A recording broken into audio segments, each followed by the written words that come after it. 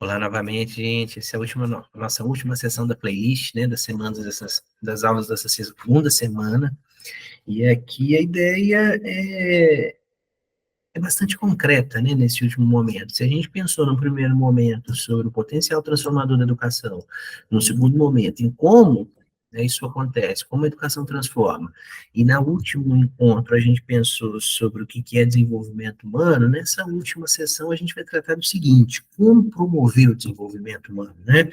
Então, a gente vai pensar aqui de um ponto de vista educacional bem básico, né? Vou começar aqui com uma citação que diz o seguinte: o que fazemos com uma criança está ligado à maneira como a vemos. Então, esse é um ponto fundamental. Se a gente acredita como escola, como sociedade, como grupo, que não tem jeito, né? Que não tem jeito de lidar, de possibilitar isso, a gente não vai conseguir grandes objetivos, né? Mas é interessante pensar, como vocês vão ler no texto sobre os filósofos e o desenvolvimento humano, né, tem um probleminha aqui, né, porque não foram só filósofos que pensaram no desenvolvimento humano, né, as filósofas também pensaram no desenvolvimento humano. E há sempre uma preocupação e um otimismo, né, na história da prática filosófica sobre os seres humanos, né, sempre um otimismo, uma ideia de que nós podemos nos melhorar, né, desde lá no século IV antes de Cristo, antes da Era Comum, um sujeito chamado Platão pensou nessa possibilidade, né? Conforme vocês leram lá no texto da Marilena Chauí, é uma expectativa positiva de que a racionalidade, de cultivo da razão, pode nos melhorar enquanto humanos. Então, olha o pressuposto. A racionalidade nos melhora, né? Hoje a gente duvida muito disso, né? A gente até questiona se a gente é sempre racional, se a gente é sempre tão racional como se quer, como os gregos, ou como a nossa cultura foi desenhada para acreditar, né? A gente pensa muito no papel das emoções, mas é uma expectativa filosófica curiosa, né? De que nós podemos nos melhorar enquanto humanos, né? É possível nos desenvolver enquanto humanos. No segundo momento, eu gostaria de compartilhar com vocês uma reflexão da filosofia africana, né? Do Ubuntu, né? Que é a ideia, uma ideia básica de que para haver formação humana tem que haver cooperação. É impossível criar uma criança sem a companhia da tribo inteira, né? Quer dizer, então aqui é uma visão do processo formativo como um processo conjunto, coletivo, né? O que nos faz pensar também nas nossas vidas contemporâneas, né? Em que boa parte das nossas crianças são criadas sozinhas, né? Um distanciamento da rua, da cidade, dentro da própria escola, né? Um processo de individualização muito grande. Como promover o desenvolvimento humano em sociedades como as nossas, né? Que estão cada vez mais isoladas e sozinhas? Provavelmente vocês vão assistir essa videoaula em casa, sozinhos, né? Será que isso impacta os nossos processos de desenvolvimento humano? Está cada vez mais sozinho? Vamos pensar sobre isso. Vocês vão ler no texto do professor Roné Rocha também, né, no qual ele compartilha a reflexão de um filósofo francês do século XVI chamado Michel de Montaigne. E Michel de Montaigne, ele se preocupa com os processos educacionais à medida que ele tem muitos filhos, né? Então ele pensa essa ideia de como deve se dar uma formação humana para que as pessoas desenvolvam seu potencial melhor, né? Então, ele acredita nessa ideia de considerar o nível dos sujeitos, né? Qual que é o nível desse sujeito? É sempre preocupado com o nível de aprendizado para pensar os próximos, né? É uma reflexão interessante sobre o processo educacional, que nos faz entender, buscar entender em que nível que os sujeitos estão, né? Diferente, por exemplo, de um outro filósofo francês do século XVIII, chamado Jean-Jacques Rousseau, para quem, né, o acompanhamento vai ser o elemento fundamental do processo educacional. É curioso que Rousseau é o primeiro pedagogo, né, o primeiro sujeito a se preocupar com técnicas e possibilidades de aprendizagem, né?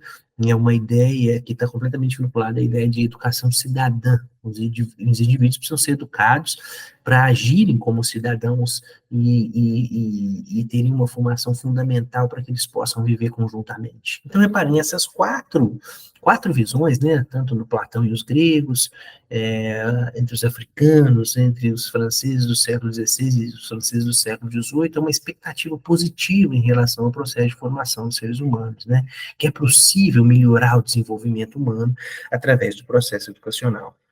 É o que dialoga também com a Hannah Arendt, né? Quer dizer, não tem como ser humano sem essa expectativa de nos desenvolvermos, né? A única criatura que precisa de formação e educação. E é muito difícil que esse processo se dê efetivamente, porque ao mesmo tempo que a educação é muito fácil, ela é muito difícil, né? Como se dá? Qual que é a melhor maneira de criar humanos, né? É uma pergunta que sai de dentro das nossas casas, né? Nós somos pais, mães, tios, tias, irmãos, irmãs, né? Como criar seres humanos? É muito comum que a gente fique inseguro sobre isso, porque a gente não sabe, não é uma receita, né? Mas essa ideia de promoção do desenvolvimento humano, ela é bastante comum na nossa cultura e no nosso modo de ver a realidade a nós mesmos, né? Uma expectativa otimista, uma expectativa positiva de que seres humanos podem ser melhores, né? De que é possível promover o desenvolvimento humano em algum grau. Né? A própria palavra, né? Criança, aquilo que está sendo criado, aquilo que está sendo adaptado ao mundo, né? E a gente faz isso com muito cuidado, mas às vezes a gente erra, né? Porque não é uma ciência exata. Seria muito interessante se nós tivéssemos uma ciência exata sobre isso, mas nós não temos, e provavelmente não vamos ter, porque o animal humano, né? A forma de vida humana, ela é muito complexa, ela é difícil, ela está imersa em ambientes, né? Então, o processo educacional, ele, consequentemente, ele também é complexo, né? O que ensinar, quando ensinar, como ensinar. Mas manter essas dúvidas e reflexões sempre em mente nos ajuda, né, a ser um pouco mais cuidadosos, criteriosos e reflexivos sobre as nossas práticas, né.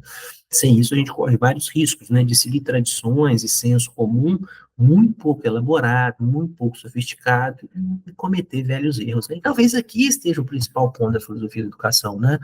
Ela nos ajuda a pensar esses métodos, essas práticas, os nossos fundamentos, as nossas expectativas, né. Na hora da insegurança, a gente quer resolver o problema, né? Mas como que isso se dá? Né? Quais são os melhores métodos de formação humana? É possível estabelecer esses métodos, né? Hoje a gente acredita muito no diálogo, no afeto, no cuidado com as emoções, né? Mas isso funciona também, né? Cabe perguntar, né? A filosofia da educação vai nos estimular a fazer esse tipo de pergunta, né? Então, nesse tópico, minha gente, a gente passou aí uma reflexão, né? Passou por vários tópicos da revisão sobre o potencial transformador da educação. O que que é isso, como que ele se dá, e como que ele vai impactar as nossas expectativas de desenvolvimento humano e como que esse desenvolvimento humano acontece. Né, esses foram os nossos tópicos abordados nessa semana 2.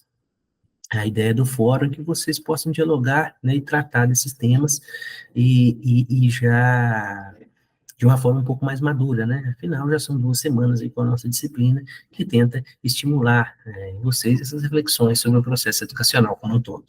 É sempre uma satisfação estar aqui, eu fico à disposição. A gente pode continuar conversando em outros âmbitos e até a próxima.